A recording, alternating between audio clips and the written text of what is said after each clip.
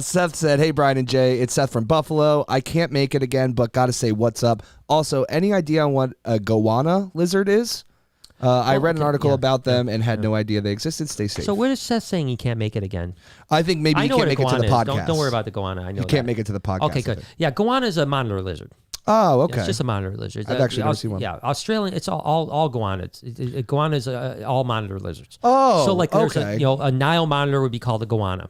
Got it. A savanna monitor called the goanna. Look at that. They're all monitor lizards. So, okay, that's interesting. I always thought they were varanids. Yes. Is that like another name? No, so yeah, Australians call all varanids goannids. Got it. That makes more sense. Look at that. Every single, if you go to Australia, they're never going to say, take a look at this monitor lizard. They're going to be like, look at this goanna. Oh, okay. Yeah. I get you. Doesn't matter what the species is. It could be an Aki. It's a goanna. Yeah.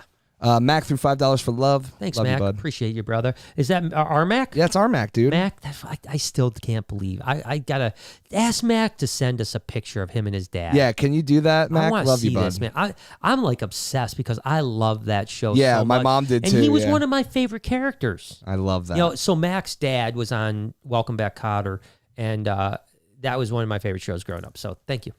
Martin says he got a duck today. A duck, dude. Cool pet. My friend had a duck. It was dope. Ducks are cool. I could see having ducks and geese and swans and stuff like that. Yeah, better birds. Yeah, it'd be cool. Our boy Jason from Morph Mixology says, "Hey, Brian and Jay, how's the world treating y'all? Brian, excited to see what the Reptarium expansion looks like."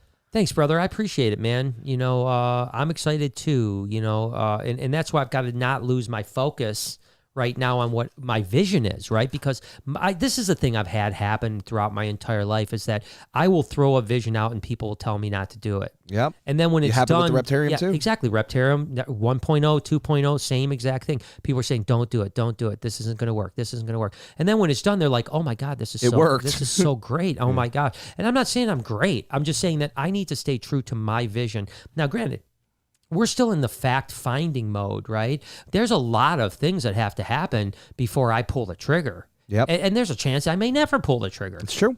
Doubtful. I mean, I'm pretty committed to it. Yeah, pretty committed to it. But there's always a chance I might go, this isn't going to work, Not the right time. Not the right time, or it's too much money, or, maybe I do decide, hey, there's a great opportunity to move to another place. It's always possible. But at the same time, it's not just moving the Reptarium. It's also the fact that we just put a tremendous amount of time, money, and energy into this basement. Yeah. And it's just now getting finished.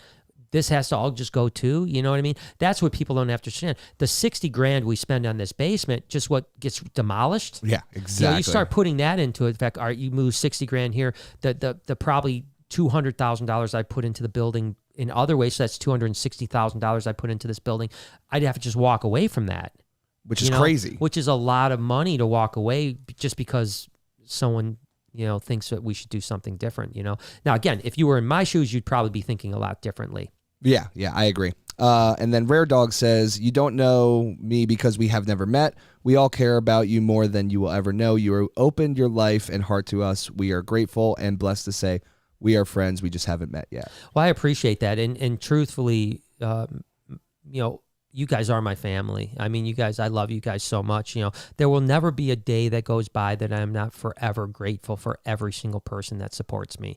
I mean, don't think for 1 second that I don't understand that the people that support me make me who I am, right? It may be my hard work and my diligence and my visions and all those other things, but without you guys, I could not do any of it. And that to me means more to you, to me, than you'll ever understand. And that's why I love you guys, seriously. Kyle says, "Sup guys, this one's for Jay. How did you end up working with Brian and the family? How did it all start for you? By the way, my real name is Ryan. So hi, Ryan." Yeah. So yeah, we met him in Skid Row. Yeah, I was sleeping on the streets, doing dopes. And I was like, "You look big enough to hold a camera." Yeah, you could probably get it up real high too, make me look tiny. Yeah, dude. No, that's so. I was a huge fan of Brian's. I got into snakes when I first met Maria. She got me a ball python for my birthday, and we started watching your channel. And I commented every day for you did. For 2 years. And, yeah, I remember. And then I moved to Florida, and I hated the idea of moving to Florida. I was like, I love New Jersey. I love my friends. I don't want to go. But I said, you know what? The one good thing, I know I'll meet Brian Barczyk because he's going to come to Gatorland at some point, and I'm going to meet his ass.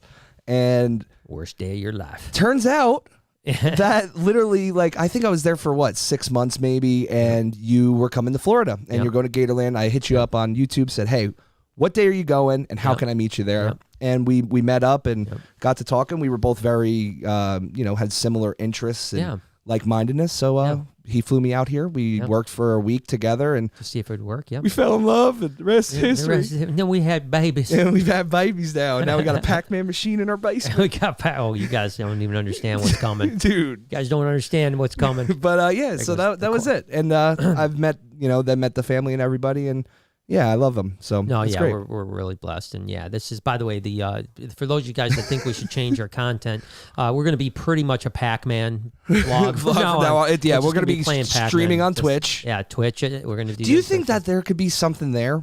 In the sense of people like stream Twitch, but it's usually like modern games. Yeah, I wonder if people stream Pac-Man. So me and Ant were talking about imagine streaming wildlife photography, because you don't do shit the whole time, but those weird things that people might be into. Yeah, that would, I don't know, streaming arcade games. Yeah, let's get Noah to do it. I bet he'll do it. Let's do it. Let's go. The next one is from Kerry and says, "Hi Brian and Jay, hope you're having a good day. I wanted to know, Brian, what's your opinion on the Het Red Xanthic and the Lori being the same morph?" It's just not, okay? So, God, this is going to be a good one. Anyone that watches back... Buckle up. Anyone that watches back of this podcast is going to see a different side of me. Yeah, baby. So, Corey Woods produced the Het Red Xanthics or Red Xanthics, and then, of course, we produced the Lori Ball Pythons. Corey recently went on a podcast and said Loris and Het Red Xanthics are the exact same thing. It's just not true. It's just not true. I mean, it's just, and listen, I am not a guy, everyone knows I hate the coral and banana thing. I hate the sugar and calico thing. I hate the lesser and butter thing. Yeah. I always am the guy bitching about these morphs. Now, do I think that Het Reds and Loris are in the same complex? 100%. But now let me ask you this. Is a Mojave and a lesser the same? Nope. Absolutely not. No way.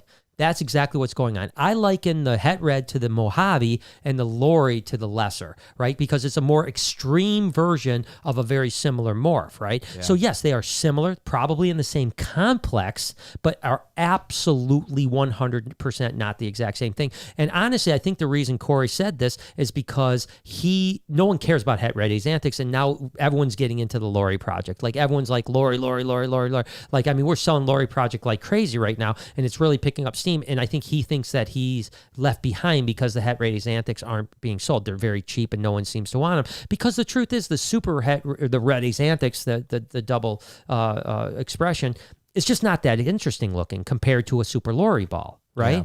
And so now he's trying to do, and it just sucks. It sucks that he would do that, because he's now lying to people, and he knows he's lying to people. There is no way if he looked at a Lori and a Het Red in the same, let me put it this way. You give me 5 Lori balls and 5 Het Reds and you mix them up, I will pick every one of them out. Ooh. 100% of the time. 100% of the time.